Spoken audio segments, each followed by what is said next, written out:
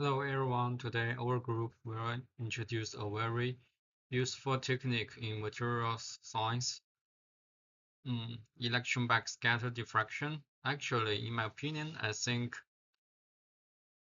um, when we are reading the journal of materials science, I think the EBSD map is the most eye-catching and colorful diagram such as like this one. It has a lot of color, and I think it's the most eye-catching in most of the journal.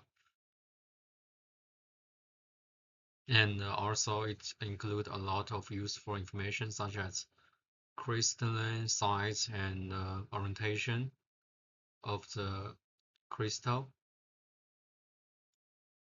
First, it's about our learning objectives today. First, after this lecture, um, you are able to explain the physical fundamentals behind EBSD, and secondly, you can identify key component and workflow of the EBSD procedure. Last, you can recognize unique features and compare its advantages and disadvantages of EBSD. For the first part, physical fundamentals of EBSD, um, you should first you should know the formation of electron backscatter pattern. Also, we call it Kikuchi bands because it was founded by a Japanese scientist Kikuchi. Also, we should know what we can get from the pattern and what we can get from the pattern indexing. Also, we call it electron backscatter pattern indexing. And then we can get what we want. We can get a lot of crystal structure information, such as crystal orientation and crystal size.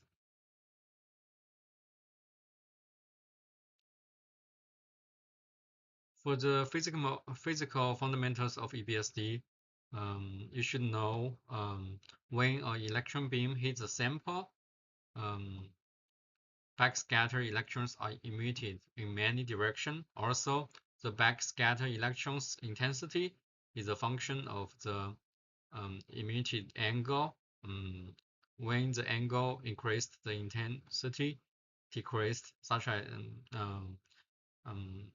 in this diagram, is a function of the emitted angle. Also, we should know actually in the diffraction, it will create a um, electron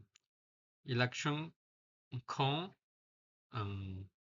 because the crystal plane, we can see it as an infinite plane.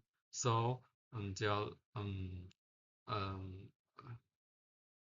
a lot of direction will satisfy the Bragg's law. Actually, it will create a cone, such as in the figure figure 2. Also, we should know some electrons fit Bragg's law, and then it will intersect with the phosphor screen, and it will create the Kikuchi band in the diagram 3. Also, we should know the geometry relationship from Bragg's law. It's also part of physical fundamentals of EBSD. First, we all know the Bragg's law, but in EBSD, the angle usually is very small. Usually, it's below 3 degrees, and we can actually get a relationship theta equals sine theta also equals tangent theta. So we can change Bragg's law into the equation 2d theta equals lambda, and we can also have another relationship. First, we should know R. It means for Kikuchi band width and also distance from the L is the distance from the sample to the phosphor screen, and then we have L times tangent theta also equals L times theta equals R/2, and we combine these two equations, we can get a relationship between the for Kikuchi band edge and L lambda. Also the spacing, we can have R times the spacing equals L times lambda. It's a very important relationship we can get. We can, if we have R L lambda, we can have D, and if we have D L lambda, we can have R. So it's very important relationship in EBSD. And what we should know about the EBSD electron backscatter patterns indexing. First, we should know each plane will create a Kikuchi cone of electron electron of diffracted electrons if it's allowed, if the diffraction is allowed, and then the cones will intersect with the phosphor screen and form Kikuchi band, and a camera will capture this light and forms the EBSD patterns also, and then the computer software will index the EBS electron backscatter patterns and determine the crystal orientation of the sample. That's the EBSD electron backscatter indexing. And what electron backscatter patterns usually look like? This is a typical EBSD pattern, and it's silicon and at 20 kilowatt, and we can see a lot of Kikuchi bands, and they intersecting in one point. Actually, this is the zone axis direction. And now we can know the procedure of the electron backscatter indexing cycle. First, we use a beam to hit the sample, and then we'll collect the electron backscatter pattern, and we use Hall transform to get the band direction, and then we match this Kikuchi line to the phase and orientation, and then the computer will verify the match, and then we get the phase and orientation of the sample. That's the procedure of the indexing cycle. All right, hi. So in this section, I basically want to have you be able to identify these key components and then the general workflow of these EBSD setups. Okay, so let's first by talking about these electron generation. Just know that EBSD is simply an extension of SEM. So it's going to use the exact same setup. You're going to have some kind of electron gun that uses some sort of filament. This could be tungsten. It could be these lab 6. It could be these field emissions, and then you have the cathode that accelerates the electron, and then it sends the electron through a series of magnetic lenses, and there's the vacuum system that ensures there's no degradation of the beam before it reaches the specimen. At the specimen stage, this is kind of where we lead to the first difference between EBSD and SEM. So in SEM, this plate is going to be, the normal of the plate is going to be 180 degrees to the incident beam. In EBSD, we're actually going to tilt the specimen stage to try to boost the backscattering effect and fit in these EBSD detectors into the system. Then we have these EBSD detection systems. This is going to consist of a phosphor screen, a camera, and then software to interpret these Kikuchi lines. All right, so like previously mentioned, these EBSD detectors are going to use tilting to boost the backscattering effect. You might ask, like, why we need to do this. Well, if you remember from SEM, there are these BSE detectors, which are basically the same source of electrons, these backscattered electrons. There is actually a limitation in these BSE detectors, though.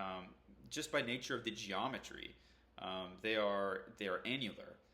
And you can imagine that with a plate that's the normal is 180 degrees, the angle that these backscattered electrons make relative to the incident is very small. It's almost close to 0 degrees. So there are quite a lot of backscattered electrons that are just not even interpreted by the detector. So there's been studies on how we can boost the backscattering effect as well. And so what they have concluded is that anywhere between a 60 and 80 degree tilt seems to boost the backscattering effect. So we tilt it not only to be able to actually fit a detector capable of the Kikuchi imaging into the system, but we also know that these by tilting them, we are going to boost the backscattering effect. Okay, so sample preparation. So due to these extreme tilts, they can kind of introduce some new problems that aren't typically experienced with SEM. Okay, you need to be extremely careful about the surface finish of these materials. They need to be mirror-like, without any scratches or damage to the material, because what can happen is that these this backscattering can become incoherent. Sometimes people talk about etching versus not etching. Basically, if you can get away with not etching, that's the most straightforward way to do an EBSD, to run an EBSD test. But sometimes you really want to see these grain boundaries around the material, and that might not be very easily seen. So some people do talk about using etching to kind of bring these features out. Obviously, this can be with chemical etchants. You think there's different phases that might be present within the material. These etchants can kind of like eat away at certain phases more easily than others, and it can lead to an uneven, surface finish, a not level surface, which can kind of be a concern.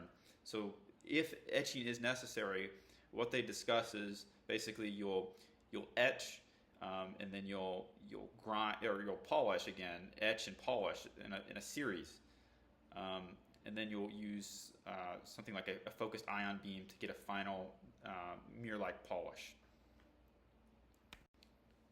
Okay, so let's talk about, now that we've shot the specimen with an electron beam and it's emitted these backscattered electrons, how do we take these backscattered electrons and collect them and actually interpret the data? Okay, so that's where the phosphor screen comes into play. The phosphor screen essentially is going to take these electrons and it's going to turn them from into a visible light.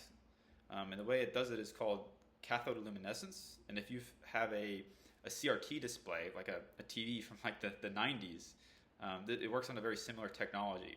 Basically, this phosphor screen it has these dopants, these ion dopants within it, and basically the process is somewhat similar to what we talk about with XR or with X-rays, with characteristic X-rays, where you can excite electrons into higher energy states, and then when other electrons come to fill the vacancy, the electromagnetic radiation, instead of an X-ray, is now a visible light.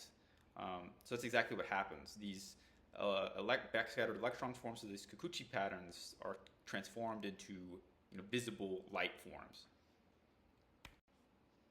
Okay, so Kikuchi imaging. So there's two main types of cameras that are used in these types of systems, these EBSD systems. These are CCDs and these CMOS. These charge-coupled devices are the traditional device. They're a little bit slower, but they have this ability of pixel binning, which is basically you're going to average a bunch of pixels instead of individually measuring each one. these CMOS are faster. They have a higher acquisition rate, and they're generally have higher resolution. Uh, how they physically work is a little bit different. So for CCD, to measure a pixel, you have to measure. If you imagine an array of pixels, you have to measure every pixel in the row. You measure the pixels row by row to form an image, whereas CMOS, you can individually track these pixels simultaneously, which kind of gives rise to some of these differences.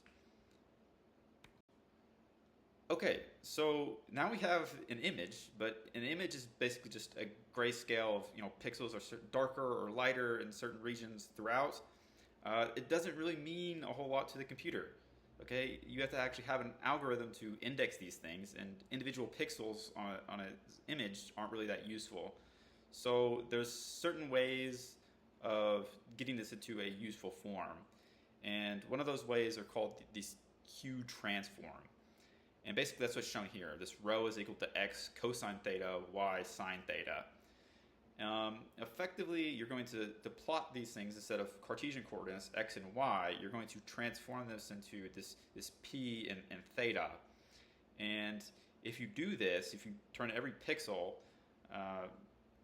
into this hue space, there's certain algorithms that go on, and where these lines that form, these sinusoidal lines, where they overlap, there's a voting algorithm to determine what's a line and what's not. So you can take these individual pixels and you can turn them into geometric lines. So once you have these geometric lines, then it's somewhat similar to what we talked about with XRD, or the same idea, where you have these large databases with intensity versus 2 theta. Well, now you have information about the Kikuchi lines. How thick are the lines? What are the orientations relative to other Kikuchi patterns? And it can basically determine not only the crystal that's present in this particular region you're looking at, but if you repeat this process for a larger area, you can determine the crystal that's present in that area and then the orientation of the crystal relative to other crystals, where you get these nice crystal maps that are shown here in figure 16. So I'll be discussing some of the unique features of EBSD, along with discussing the advantages and disadvantages of the technique. But before that, I want to get into some of the applications very broadly, and then also sort of the contributions it makes to materials analysis. From an application standpoint, it's an extremely powerful tool for things like materials research. Also very applicable in the field of geology. So think about rocks, minerals, crystals, things of that nature. We also have metallurgy. So if you want to examine the surface of new alloys or different metal structures, it's very powerful for that. Then we also have quality control. So if you're producing steel and you want to make sure everything in the same steel batch is within specification, you can look at the microstructures and determine it from that standpoint. And then also failure analysis. If you want to understand how stress or strain is affecting a given material, EBSD is a great technique for that. In terms of what you're going to get out of the materials analysis, you're going to see things like grain sizes, the boundary characteristics of those grains. You're going to see the different micro and macro structures, and also that crystallographic texture that's going to be revealed.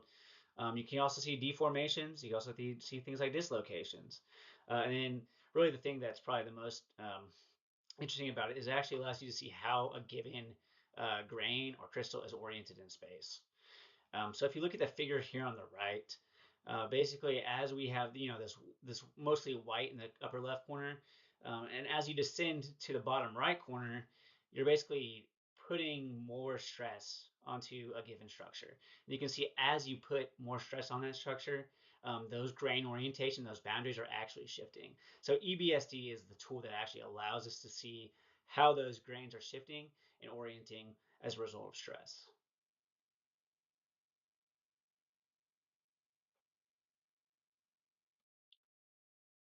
So now on to the unique features. The three primary unique features are that crystallographic orientation mapping that Tanner discussed earlier, so I won't touch too much on that. We also have the high sample tilt, and then finally we have the computational speed. High sample tilt is one of the truly unique features about EBSD, and it's kind of the feature that makes EBSD tick. So as you tilt the specimen more and more, you're basically allowing those diffracted electrons to escape the surface, which is ultimately what's going to be hitting the detector and forming your image. 70.5 degrees is the optimal angle for this high sample tilt, and you can see that in the schematic to the left.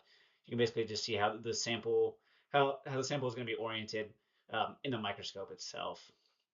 You can stray away from the 7.5 degree angle mark, but basically what you'll be losing is resolution as you get higher or lower from that. 7.5 is the perfect angle for optimizing the diffraction component versus the background ratio. The other unique feature we have is the computational speed of EBSD. Dwell times, which are essentially how long the microscope is scanning any given spot, are significantly smaller than EDS. So essentially, you're imaging your specimen much faster.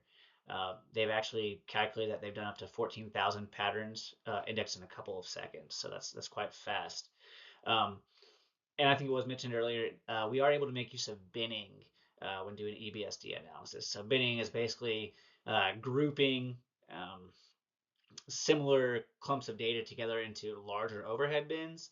And then once you've grouped them into larger overhead bins, you can basically send those to the computer for analysis much quicker than sending a bunch of individual pieces of data together. So this actually really helps you speed up processing time in analysis. Um, and the computational speed is typically limited by the detector. So of those two detectors mentioned earlier, the CMOS are superior in speed.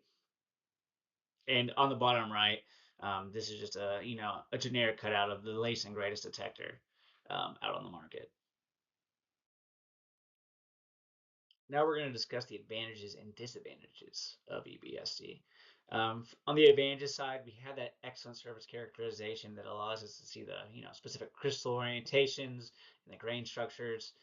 We have the quick acquisitioning of data. So the faster we can analyze our data, the faster we can make decisions, and the faster we can make better products. And then finally, we have the failure in mechanical deformation analysis. So if we know why certain materials are failing, or we know what's wrong with certain materials, we can use this information to make better materials, which is ultimately the goal. On to the disadvantages. One of the main disadvantages is the sample preparation time. So you need a flat, polished specimen in order to get the best images. So this can be quite time consuming. We also need that specimen to be vacuum stable. So the time and the effort that goes into preparing that sample can be quite cumbersome. We have the high surface sensitivity. On one hand, it's a good thing. On the other hand, that's not a great thing if we're hoping to understand, maybe what's happening in the deeper layers of a given specimen. EBSD would not be a great technique as it only penetrates, tens of nanometers into the surface. And then finally, it's not applicable to amorphous materials because it is a diffraction technique. Anything that is not crystalline, that won't, diffract light, is not going to really be applicable for use in EBSD. Quiz time. Time to put our knowledge to the test. Let's see if we remembered anything that was just discussed in the last 20 minutes or so. So, question 1. What angle is EBSD typically performed at? Question 2. List one disadvantage of using EBSD. And question 3. Name one of the two imaging sensors discussed.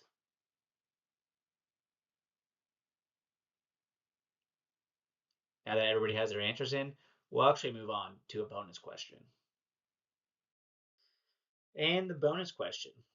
So up here I have 3 different images. 2 of them are from a sweater.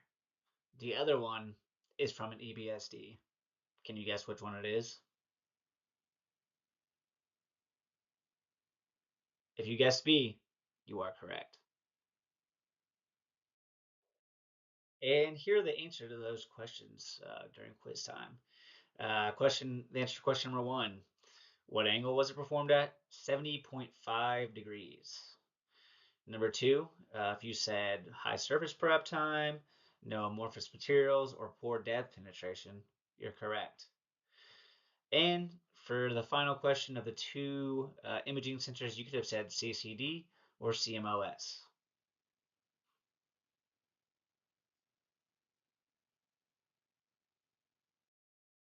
And that concludes our presentation.